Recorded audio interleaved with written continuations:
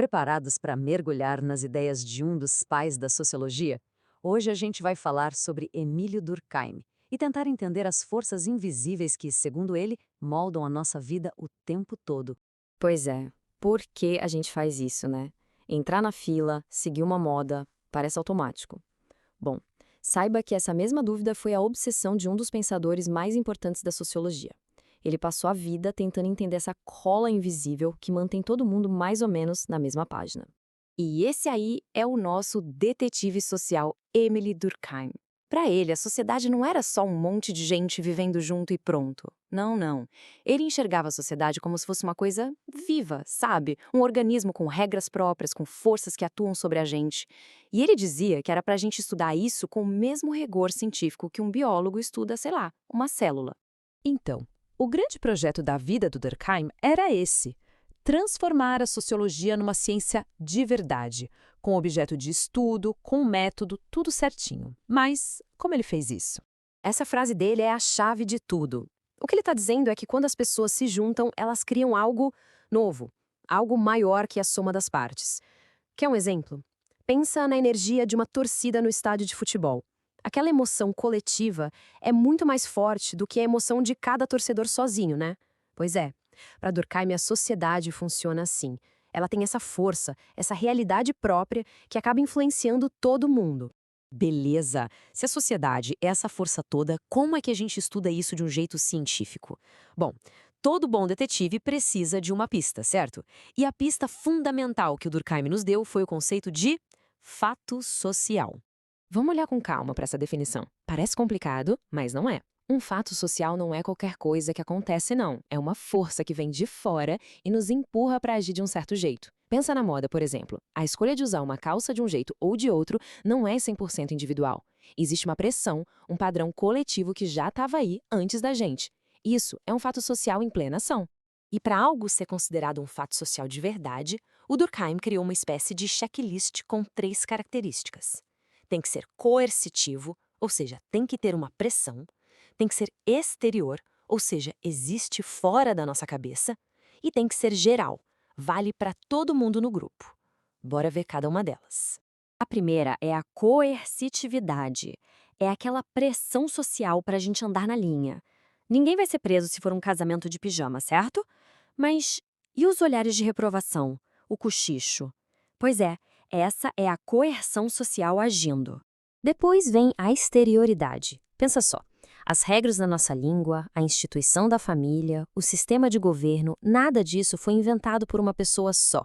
Essas coisas já existiram quando a gente nasceu e muito provavelmente vão continuar existindo depois que a gente se for.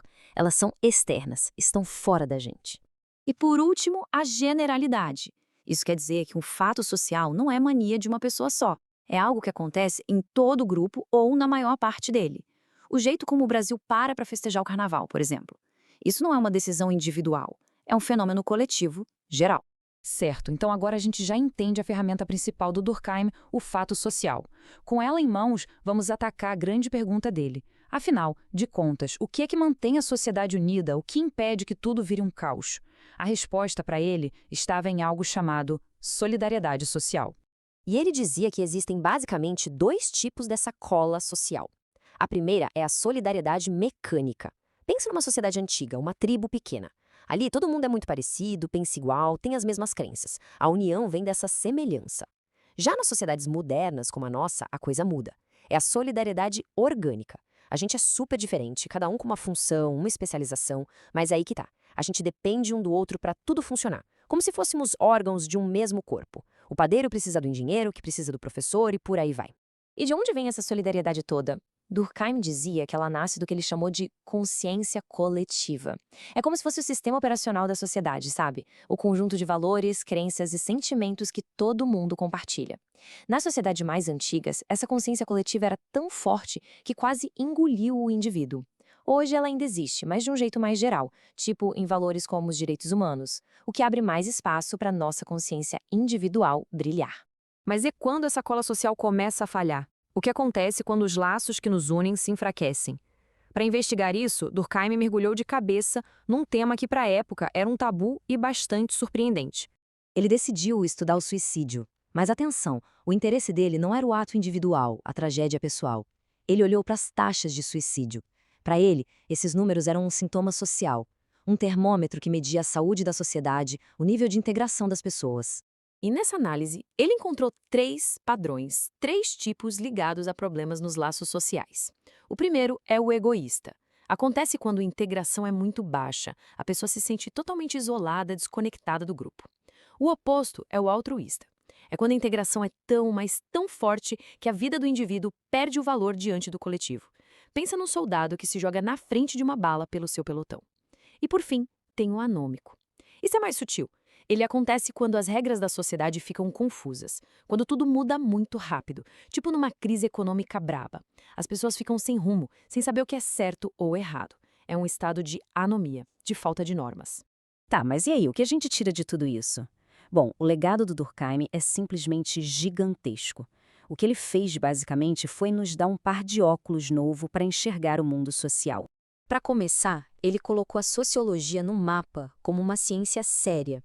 Ele também mostrou que coisas como símbolos, rituais, não são só enfeite, são fundamentais para manter o grupo unido. E talvez a ideia mais provocadora de todas tenha sido sobre a religião. Ele argumentou que, no fundo, quando uma sociedade adora seus deuses, ela está, na verdade, celebrando a si mesma a sua própria força coletiva. Isso tudo nos traz até hoje, né?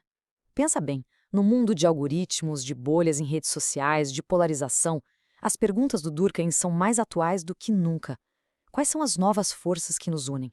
E talvez mais importante, o que hoje está nos separando? Fica aí a reflexão.